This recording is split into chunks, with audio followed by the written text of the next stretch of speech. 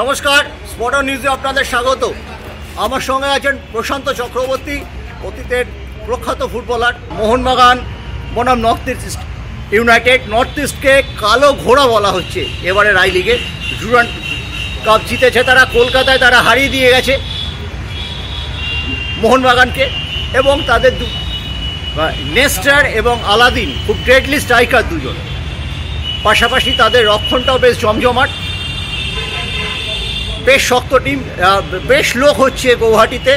মোহনবাগানের কাছে কতটা শক্ত এই কারণে বলছি, যতই ওরা ছন্দে থাকুক, দলের দুজন স্টপার নেই, শুভাশিস নেই এবং রড্রিগেজ নেই। আমরা রড্রিগেজ যতদিন ছিল না, আমরা দেখেছি সেই পর্বে যখন ও স্ট্রাগল করছিল ইনজুরির জন্য, 7 ম্যাচে 14টা গোল খেয়েছিল। ঠিক এই জায়গা থেকে আমি আসতে চাইছি, কতটা শক্ত যে কোনো ম্যাচ শক্ত, কিন্তু আমি মনে করি যে মোহনবাগান টিমটা এখন যে জায়গা আছে, এতগুলো পরিবর্তন করার ভালো ভালো খেলোয়াড় আছে, সেহেতু মোহনবাগানের কাছে আমার মনে হয় না যে খুব কঠিন হবে। তবে হ্যাঁ, যে কোনো ম্যাচই কঠিন। হাই অল্টিটিউডে খেলা, এখন আস্তে আস্তে পাহাড়ের শীতটা আসছে, অক্সিজেনের প্রবলেম থাকবেই, কিন্তু এগুলো প্রফেশনাল খেলোয়াড়দের জন্য নয়। মোহনবাগান সেই মতো তৈরি হয়ে যাচ্ছে। দুজন যেহেতু খেলোয়াড় নেই, সেক্ষেত্রে সুভাশিস এবং সম্ভবত তোমার আলড্রেড রয়েছে, তোমার ওই রড্রিগেজটা নেই, আলবার্তো রড্রিগেজ নেই। সেই কারণে মনে হচ্ছে হয়তো, কিন্তু না, মোহনবাগানে অনেকগুলো বিকল্প খেলোয়াড় আছে যারা এই ম্যাচটায় কিন্তু পারফরমেন্স মেলে ধরতে পারে, এবং অনেকগুলো হাতে, মলিনার হাতে অনেকগুলো বিকল্প আছে। আর মোহনবাগান টিমটা ছন্দে আছে। যখন একটা টিম না অনেক মরা ম্যাচ থেকে, লাস্ট ম্যাচটা থেকে যে 3 পয়েন্টটা নিয়ে চলে গেল ট্যাকটিক্যালি মুভমেন্ট করে, কামিন্স এবং স্টুয়ার্টের হচ্ছে তোমার যুগলবন্দি, তো এই একটা স্প্যানে, কিন্তু ছোট্ট একটা স্প্যানে খেলে দিয়ে গেল গ্রেগ স্টুয়ার্ট। ভারতবর্ষে যতগুলো আইএসএলে বড় ক্লাব, বড় প্লেয়ার খেলে গেছে, তার মধ্যে অন্যতম সেরা খেলোয়াড় হচ্ছে গ্রেগ স্টুয়ার্ট। চলতি মরশুমে কি তুমি সেরা বিদেশি বাঁচতে গেলে কাকে কাকে বলবে? যতদিন 3 জনকে বাঁচতে হয়। দেখো, এখনই লিগ শেষ হয়নি, কিন্তু আমি অন্যতম দাবিদার হিসেবে একজনের নাম করবো, তার নাম গ্রেগ স্টুয়ার্ট। কারণ গ্রেগ স্টুয়ার্ট হচ্ছে দ্য হোল্ডিং মিডফিল্ডার, যে হোল্ডিং, যেমন আপনারা দেখেছেন সব জায়গায়, যেমন লিওনেল মেসি থেকে শুরু করে পৃথিবীর সেরা বল খেলোয়াড়রা, যারা বুদ্ধিমান খেলোয়াড়রা, তারা বলটা ধরতে জানে এবং দ্য টাইমিং অফ রিলিজিং অত্যন্ত নিখুঁতভাবে করেন।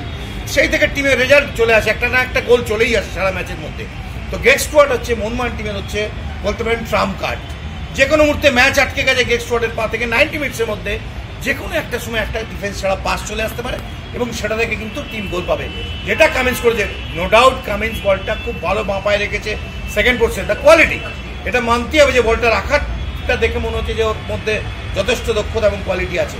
কিন্তু হেডফোর্ডের সাথে এই যে ছন্দটা, যে টাইমিং অফ রানিং করেছে, বলটা রেখেছে, দ্যাট ইজ ইম্পর্টেন্ট। দেখো, এই ধরনের যদি বক্সের মধ্যে পেনিট্রেটির জন্য যদি এই ধরনের 2-3টে পাস যদি ঠিকমতো খেলা যায়, ডিফেন্স ছাড়া পাস খেলা যায়, এবং যেখানে তোমার নিজেদের মধ্যে হচ্ছে যদি কম্বিনেশন যেটা তৈরি হয় বক্সের মধ্যে, সেটা কিন্তু বারবার মোহনবাগান করছে।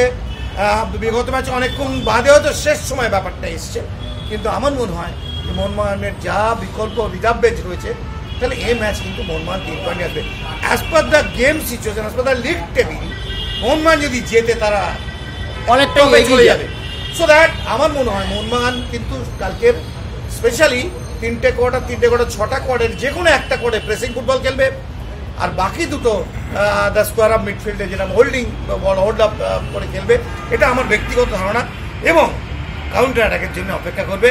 একটা কোয়ার্টার প্রেসিং করবে, বাকি দুটোর মধ্যে যে কোনো একটা কাউন্টার অ্যাটাক করবে, বাকি 1 কোয়ার্টার হচ্ছে তোমার পয়সানাল ফুটবল খেলবে। এটা আমার ক্যালকুলেটিভ, হয়তো আমি যদি চিন্তা করে দেখি, এটা আমার মনে হচ্ছে, বা মনিরাজ যা কোচিংয়ের ধারা যতটুকু দেখেছি, একেবারেই ঠিক বলছো প্রশান্ত। আমরা দেখেছিলাম এটিকে, যে যখন তিনি কোচ ছিলেন, তিনি ঠিক এই স্ট্র্যাটেজিটাই নিতেন। একটা স্পেল বা দুটো স্পেলে বিস্ফোরক ফুটবল খেলতো, বাকিটা কিন্তু ডিফেন্স ডিফেন্স ডিফেন্স। এবং কালকে যখন নেই, শুভাশিসের বিকল্প তো সত্যিই নেই, এবং দীপেন্দু বিশ্বাস, এই ছেলেটিও যদি স্টপারে খেলে, আমরা দেখছি ম্যাচে একটু বোধহয় নার্ভাস হয়ে যাচ্ছে। কলকাতায় দারুণ খেলছে কনফিডেন্স নিয়ে। দীপেন্দু বিশ্বাসের জন্য একজন দাদা হিসেবে তোমার কী টিপস থাকবে? দীপেন্দু হচ্ছে সেই মাপের খেলোয়াড়। আমি আবার বলেছি, বিগত দিনে আপনাদের এটাই বলেছি যে দীপেন্দুর হচ্ছে রিচিংটা খুব ভালো। অর্থাৎ যে ডিফেন্ডারের রিচিং, টাইমিং অফ রিচিংটা যদি পিন পয়েন্ট হয়, অর্থাৎ কোন জায়গায় অ্যান্টিসিপেট করে বলটাকে স্ট্রেচ করে গ্যাদার করতে পারে, সেটা দিব্যেন্দুর 100% আছে বলেই আজকের আধুনিক ফুটবলে কিন্তু দিব্যেন্দুর এক্সপিরিয়েন্স কম, কিন্তু খেলতে খেলতে যথেষ্ট এক্সপিরিয়েন্স আসছে। এবং এই ছেলেটির হেডিং পাওয়ারটা খুব ভালো, জাম্প করতে পারে, দু পায়, এক পা অল্টারনেট পায়ে জাম্প করতে পারে। এবং আরও একটা গুণ যেটা রয়েছে, যেটা ডিফেন্ডারের সব থেকে দরকার, সেটা হচ্ছে রিকভারি স্পিড। ও যদি কেটেও যায়, ও কুইক রিকভার করতে পারে, ওর জায়গাটাকে যদি অন্য কেউ নেয় তাদের ডায়াগোনালি কভার করতে পারে।